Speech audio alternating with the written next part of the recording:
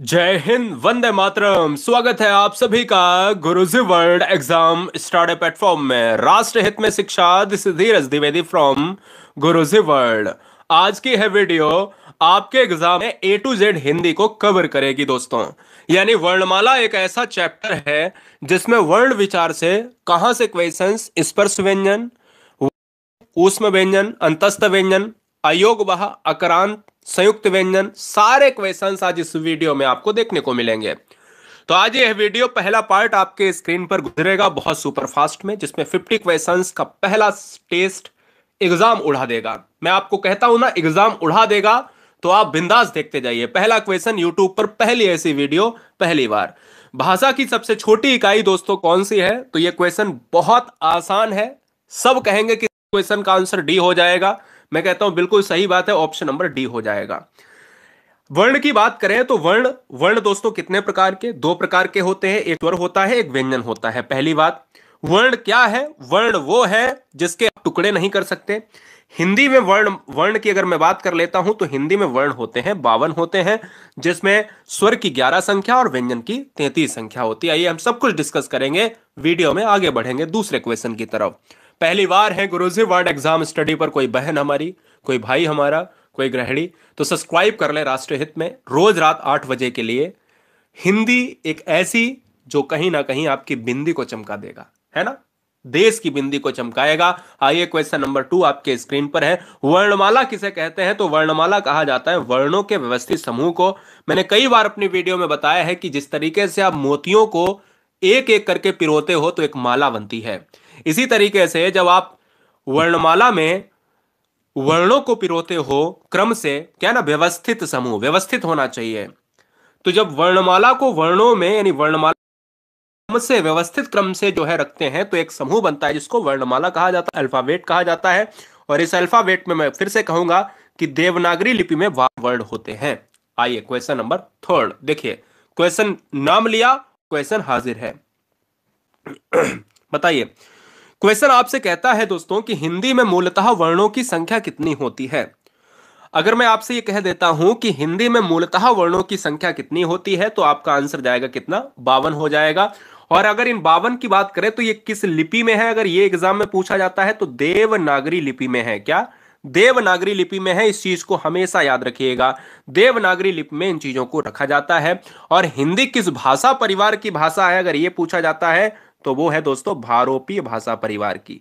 तो हिंदी का जो परिवार है, परिवार ये है। और अगर पूछा जाए दोस्तों लिपि क्या है, बताइए लिपि क्या है? तो लिपि है देवनागरी। ठीक है। स्थान के आधार पर बताइए कि मूर्धन्य व्यंजन कौन से हैं। स्थान के आधार पर आपको यह बताना है कि मूर्धन्य व्यंजन कौन से हैं। आपको चित्र के साथ हम दिखाते हैं। अगर आपने हिंदी हमसे पढ़ी है तो आप कहोगे ये सर तो बहुत एकदम से लल्लू वाला प्रश्न है। मैं कहता हूं आप देखिएगा, वर्गों की संख्या होती है 5। स्पर्श व्यंजन में 5 वर्ग होते हैं, जिसमें आप देखिएगा टा वर्ग जो होता है ये होता है मूर्धन्य, और यानी टाठा डा। अगर आपको नहीं समझ में आ रहा तो आप देखिए, मूर्धा वाला जो वर्ग है वो टा वर्ग ही होता है। तो मूर्धन्य में टाठा डाढ़ा आता है, तो हमें क्या लेना है? टाठा डाढ़ा। यानी ऑप्शन नंबर हमारा सी चला जाएगा। मूर्धन्य व्यंजन है। मूर्धन्य यानी जो मूर्धा के द्वारा उच्चारित होते हैं। आंसर हमारा सी लॉक हो जाएगा। आगे बढ़ेंगे, इसके पहले मैं आपको यह बता देता हूं कि यह कंठ होता है। यहां पर आपको तालब्य मार लेना है। तालब्य, ये तालब्य हो गए, तालु से बोले जाते हैं। ये इस क्वेश्चन का आंसर होगा। और ये दोस्तों आपका ओष्ठ हो जाएगा, क्योंकि ये ओंठ के द्वारा उच्चारित होते हैं। आइए क्वेश्चंस पर आएंगे। क्वेश्चन नंबर 5, थोड़ा सा और हम इसके अंदर जाते हैं। कहता है निम्नलिखित में कंठ ध्वनि आप बता दीजिएगा। सॉरी, माफी चाहेंगे दोस्तों, आज गला बहुत खराब है, टाइफाइड चल रहा है भयंकर वाला। चलिए क्वेश्चन नंबर 5 आपके स्क्रीन पर है। आपसे कहता है कि कंठ ध्वनियां कौन सी हैं। मैं कहता हूं कंठ ध्वनियां ऑप्शन नंबर ए के साथ हो जाएगा। क्यों हो जाएगा? आइए हम जान लेते हैं कंठ ध्वनि क्या होती है। स्पर्श व्यंजन में वर्गों की संख्या होती है 5। स्पर्श व्यंजन कितने होते हैं? 5 वर्ग होते हैं। का से लेकर मां तक चलता है। यानी का की बात करें तो का वर्ग में कंठ आते हैं, चा वर्ग में तालु आते हैं, टा वर्ग में मूर्धा आती है, ता वर्ग में दांत या उपा वर्ग में ओंठ आते हैं, ओष्ठ आता है। तो का वर्ग की बात हमने कहा कि काखा गागा, तो यही तो का वर्ग यानी काखा गागा, ये कंठ है। ये आपका क्या है? ये आपका है दोस्तों अंतस्थ है, अंतस्थ व्यंजन है। ये आपका क्या है? ये फिर से मैं कहूंगा कि तालब्य है। और ये क्या है? फिर से मैं कहूंगा मूर्धन्य है। अगला क्वेश्चन आपके स्क्रीन पर है 6 नंबर, वर्णमाला का वर्ण विचार का बहुत लाजवाब और एकदम से जबरदस्त वाला प्रश्न। चलिए बताइए। स्वागत है आप सभी का, नए पुराने का। बहुत बढ़िया, बहुत अच्छे। क्लास शुरू हो चुकी है, पुराना मैसेज यहां पर हो रहा है। चलिए कोई बात नहीं। देखिए क्वेश्चंस क्या है दोस्तों, निम्नलिखित में नासिक के व्यंजन क्या है। नासिक के व्यंजन की बात अगर करी जाए तो नासिक का मतलब होता है जो उच्चारित होता है नाक के द्वारा, और नाक के द्वारा हर वर्ग के पांचवा, हर वर्ग का क्या है, पांचवा अक्षर जो है उच्चारित होता है। और वो नाक ही नहीं, नाक और प्लस दोस्तों किससे, मुंह के द्वारा, है ना, नाक और मुंह के द्वारा। अब बोले सर कैसे, ऑप्शन नंबर बी हो जाएगा। क्यों हो जाएगा, आप देखो, इसको बोलोगे तो नाक का इस्तेमाल करोगे या करेंगे आप, नहीं। क्यों, क्योंकि आप सा बोलोगे, इसको आप कहोगे ग, इसको आप कहोगे जा, इसको आप कहोगे या कहोगे या वहां कहोगे, आप बताइए फटाफट। तो फिलहाल इस क्वेश्चन में आप नाक का इस्तेमाल, फिलहाल अगर आप देखो यहां पर ये चावर्ग में आता है, ये पंचमाक्षर होता है, तालु है, यानी ये यहां से दो क्वेश्चन बन के ले जाएगा। ये तालब्य है पहला, तो तालु है, क्या ना, तालु है, और दूसरा साथ में ये नासिक के है ना, साथ में ये नासिक के है, तो आंसर बी होगा। अगला क्वेश्चन आपके स्क्रीन पर है 7 नंबर, आपको ताल ठोक कर बताना है क्या आंसर होगा। 7 नंबर कहता है ए वर्ण कहलाते हैं। अब देखो ए वर्ण की बात कर लें दोस्त, तो आपको दो चीजें याद रखनी हैं। एक तो आपको याद रखना है कि ओ और औ ये कहां से बोले जाते हैं, इनका उच्चारण स्थान क्या है, और आपको ए और ए की बात करें तो इनका उच्चारण स्थान कहां पर है। ये दो चीजें हमेशा याद रखो। देखो आप जैसे जैसे आपके ओंठों का आकार बने वैसे ही आप मार दो। जैसे अगर ओ औ की बात करें तो ये क्या है, ये आपके हैं कंठ्योष्ठ, क्या ना, कंठ प्लस ओष्ठ, ये है ना ओष्ठ। क्यों, क्योंकि ओ अंदर से आवाज आ रही है गले से तो कंठ हो गया, और ओंठों की आकृति आपकी गोल हो रही है इसलिए ओष्ठ हो गया। अब देखो ए ये कंठ से आ रही है, और अय तो ये आपकी तालु यानी एकदम तालब्य, तालब्य से टच हो रही है, स्पर्श हो रही है वायु, तो इसलिए इस क्वेश्चन का जो आंसर है दोस्तों ए अय हमेशा कंठ तालब्य, और ओ औ हमेशा कंठ्योष्ठ या कंठ प्लस ओष्ठ बराबर कंठ्योष्ठ। मेरी बात क्लियर है ना। तो आंसर हमारा 7 नंबर का आंसर क्या हो जाएगा, डी फॉर दिल्ली। अगला, हिंदी वर्णमाला में अयोग वह वर्ण, मतलब हम हर चैप्टर को टच कर लेंगे, वर्णमाला के हर चैप्टर को हम टच कर लेंगे, कोई भी समस्या आपके पास आएगी नहीं। मैंने आपको इतना पढ़ा के रखा है, नए बच्चों का स्वागत है, वो जीरो से पढ़ेंगे तो पूरी तरीके से मैं कहता हूं ये उनके लिए पहली वीडियो है। देखिए कहते हैं हिंदी वर्णमाला में अयोग भाव वर्ण कौन से हैं, तो अयोग भाव वर्ण आप देखो ये वाला है ना, ये वाला, ये कंठ एरिया है, आ ये कंठ, आ जो होता है ना, ये आपका पीछे वाला जो बड़ा वाला आप कहते हो ना आ, तो आ की आवाज जो है ना स्पर्शित होकर कंठ से बाहर आती है। और जब आप ई की बात करते हो तो ये आपकी क्या है ना, ये तालु है, और ये आपकी ओष्ठ की बात करते हो ना, छोटा ऊ और बड़ा ऊ, ये ओष्ठ है, बोल के देख लो, ऊ ओंठों का आकार बदल गया। और अंग आहा इस क्वेश्चन का आंसर हो जाएगा, जो क्वेश्चन नंबर 8 का आंसर फिर से डी होगा, क्योंकि अंग और आहा अयोग वहा होते हैं, और अयोग वहा की संख्या एग्जाम में पूछे तो 2 होती है। बोलो राइट ना दोस्तों, बहुत बढ़िया। वीडियो अच्छी लग रही हो तो एक बार मोटिवेशन के लिए लाइक कर लीजिएगा। चलो अगले क्वेश्चंस की बात करें। 9 नंबर आपके स्क्रीन पर है, आपसे क्या कहता है, ध्यान दीजिएगा। आपसे कहता है कि वा व्यंजन है, और ये वा कहता है, ये आपको पता होना चाहिए कि एक या होता है, एक वा होता है, एक है। ये चार जो है आपके चार क्या है, चार वर्ण हैं, और इन चार वर्णों में आपको हमेशा याद रखनी है दो चीजें, कि यहां पर ये अंतस्थ वर्ण होते हैं, और ये अंतस्थ वर्ण के साथ साथ ये या और वा एक और कैटेगरी में रखे जाते हैं जिनको कहा जाता है अर्धस्वर।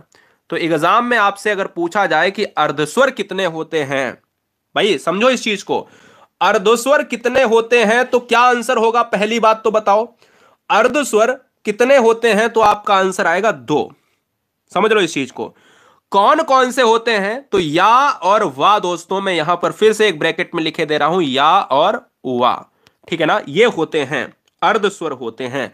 साथ ही साथ ये या और वा अंतस्थ भी होते हैं, और चारों दोस्तों पहले से ही अंतस्थ हैं, इसलिए इस क्वेश्चन का आंसर ऑप्शन नंबर बी होगा। अगला क्वेश्चन 10 नंबर, 10 नंबर आपके स्क्रीन पर है, आपको लॉक कर लेना है। क्या कर लेना है, क्या आंसर होगा, बहुत अच्छे। लिखित भाषा में मूल ध्वनियों के लिए जो चिन्ह मान लिए गए हैं तथा जिस रूप में ये लिखे जाते हैं उसे क्या कहा जाता है। उसे क्या कहा जाता है? कमेंट कीजिएगा, सुपर फास्ट में बच्चे कमेंट करेंगे। आंसर क्या होगा? क्या आवाज क्लियर नहीं आ रही है?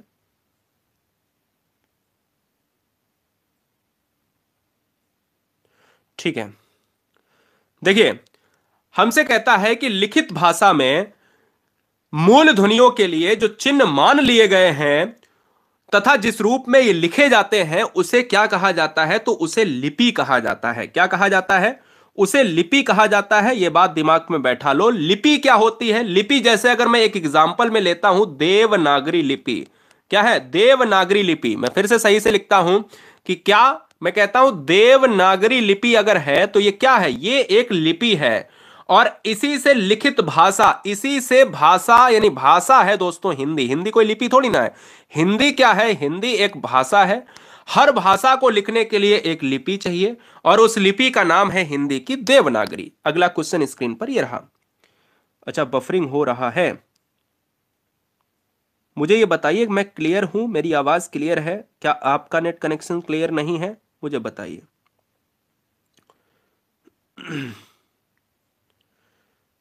राधा रानी, ऐप लगभग रेडी हो गया है, ठीक है ना? हाँ, लगभग एकदम से धमाल मचाएंगे। गुरुजी वर्ल्ड वाले जितने भी हैं, पुराने जुड़े हुए, नए जुड़े हैं, ऐप रेडी हो गया है। क्लियर है? चलो, दो व्यंजन जब एक साथ मिलते हैं तो दो मिलते हैं, पति पत्नी मिलते हैं तो संयुक्त हो जाते हैं, बच्चा बच्चा मिलता है तो संयुक्त हो जाता है ना? कोई भी दोस्तों हो तो संयुक्त व्यंजन ही कहलाएगा। रियलिटी दोस्तों, रियलिटी है ये। दो लोगों से समूह नहीं बनता, दो या दो से अधिक लोगों से समूह बनता है। इसलिए संयुक्त व्यंजन का मतलब है 1+1 बराबर, ऐड कर दो, संयुक्त व्यंजन हो जाएगा। अगला क्वेश्चन स्क्रीन पर यह रहा। आपसे कहता है पाफा बाभा मां ये व्यंजन है, और पाफा बाभा मां अगर व्यंजन है तो ये कौन से व्यंजन है? एक बार कमेंट करके बताइए। अगर आप पाफा बाभा मां की बात करते हो तो मैं ये कहता हूं कि ये पा वर्ग जो है ना, ये पा वर्ग जो है ये आपका ओष्ठ वर्गीय व्यंजन है। और ये पा वर्ग अगर ओष्ठ वर्गीय व्यंजन है तो ये ऑप्शन नंबर बी हो जाएगा, क्योंकि ये पाफा बाभा मां है। अगर आप पा वर्ग को देखोगे तो ये क्या है? ये होंठ से बोले जाते हैं। चाहे आप पा की बात कर लो, चाहे पापा, चाहे फूफा, चाहे बाबा, चाहे भाभी, चाहे मामी या मामा, इन सभी की अगर मैं बात कर लूं तो बिना ओठ के, आप बताइए, पापा और फूफा को, बाबा को, मामी को, भाभी को बिना ओठ के बाहर बोल सकते हैं? नहीं ना। तो इसलिए ये किस में आ जाएंगे? ऑप्शन नंबर बी में आ जाएंगे। 12 नंबर का जो ऑप्शन नंबर है दोस्तों, बी फॉर ब्रिलियंट हो जाएगा। अगला क्वेश्चन स्क्रीन पर है 13 नंबर।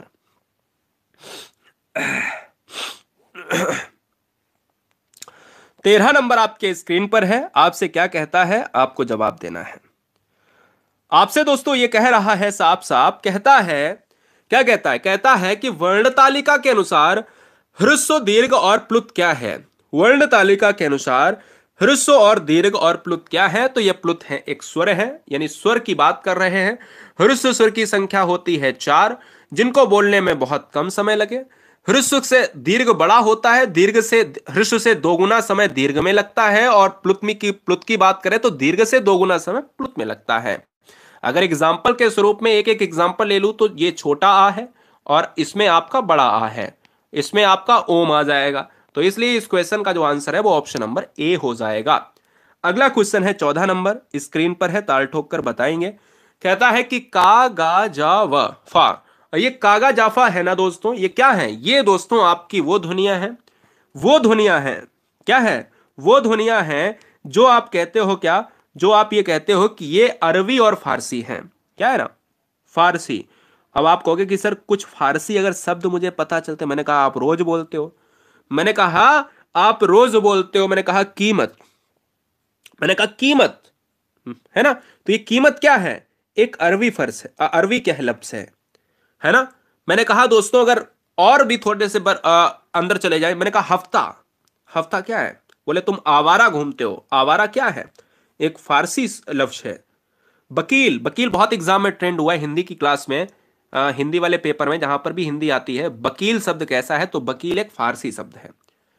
दरोगा, ये दरोगा वर्ड जो ना, आप बोला कि मेरे यहां दरोगा आया था, ये दरोगा शब्द भी क्या है ना? फारसी शब्द है, ठीक है ना? ये आपको याद रखना। जहर, मैंने कहा ना अभी, जा, ये जा से बनने वाला जहर, ये जहर भी क्या है? फारसी है। हिंदी वर्णमाला में ऊष्म व्यंजन कौन से होते हैं? तो ऊष्म व्यंजन की संख्या आप 4 होती है, और ये 4 संख्या देखिएगा सा सा सा हा होती है, इसलिए ऑप्शन नंबर ए हो जाएगा। 16 नंबर थोड़ा सा हम चेंज करेंगे। 16 नंबर क्या कहता है? आपसे कहता है दोस्तों, भैया ये कहता है कि छा ध्वनि किसके अंतर्गत आती है? छा ध्वनि जो है किसके अंतर्गत आती है, आपको लॉक करना है। जो छा ध्वनि है ना, ये दोस्तों आपसे 2 सवाल पूछ कर आएगी। एक छा है तो ये छा बनता है का प्लस सा से बनता है, पहला सवाल तो ये। दूसरा सवाल तो ये आएगा संयुक्त वर्ण के साथ। ये संयुक्त वर्ण नहीं, संयुक्त व्यंजन होना चाहिए, लेकिन संयुक्त वर्ण ही लिखा जाता है, कोई गलत नहीं है। और इनकी संख्या होती है 4 होती है। इनकी संख्या 4 होती है। ये कौन कौन से होते हैं? ये छत्रज्ञा होता है, और एक क्या होता है? स्रा होता है। ठीक है ना? आइए हिंदी शब्दकोश में छा का क्रम, बात आई है छा की, तो मैंने कहा छा को फिर से जान लो। छा को जानने के लिए आप का प्लस सा का इस्तेमाल करते हो या करती हैं, और ये छा दोस्तों हो जाता है का प्लस सा से मिलने वाला एक शब्द। ये दोस्तों का के बाद आता है, इसलिए कभी भी ज्ञा ना लगाएं ना त्रा लगाएं, इसलिए यहां से रिलेट करें दोस्तों को। हमारा क्या है याद करने के लिए ट्रिकी वे, इसके साथ जाएगा, ए के साथ जाएगा। आइए क्वेश्चन नंबर 18 बताइए है अगर संयुक्त वर्ण की, तो यहां पर तुरंत हम इसको एक बार और कवर कर लेते हैं। कहता है ये संयुक्त वर्ण जो है ना ज्ञा, ध्यान दीजिएगा, अगर हमने कहा कि अगर ये छ है तो ये बना होगा का प्लस सा से। अगर ये ज्ञा है, क्या है? अगर ये ज्ञा है तो ये बना होगा जा प्लस वहां से बना होगा। अगर ये त्रा है ना, ये त्रा, तो ये ता प्लस रा से बना होगा। और अगर ये स्रा है, ये स्रा, तो ये सा प्लस रा से बना होगा। ये 4 ही चीजें हैं एग्जाम में, इनमें से आपका एक क्वेश्चन 100% आएगा जो मैं स्क्रीन पर दिखा रहा हूं। 100% का मतलब 100%, और हलंत दोस्तों सभी में पहले ही लगेगा, पहले में लगेगा, इसलिए राइट आंसर हमारा क्या चला जाएगा? बी के ऑप्शन के साथ चला जाएगा। अगला क्वेश्चन है, हिंदी के जिन वर्णों का उच्चारण करते समय केवल श्वास का प्रयोग किया जाए उन्हें क्या कहा जाता है? श्वास का प्रयोग किया जाए उन्हें क्या कहा जाता है? देखो 2 चीजें हमेशा याद रखना है, 2 चीजें हमेशा याद रखना है। क्या याद रखना है? कि जहां पर श्वास का कंपन हो, केवल श्वास का कंपन हो, वो अघोष होते हैं। क्या ना? केवल अगर श्वास का कंपन हो तो उन्हें अघोष कहा जाता है।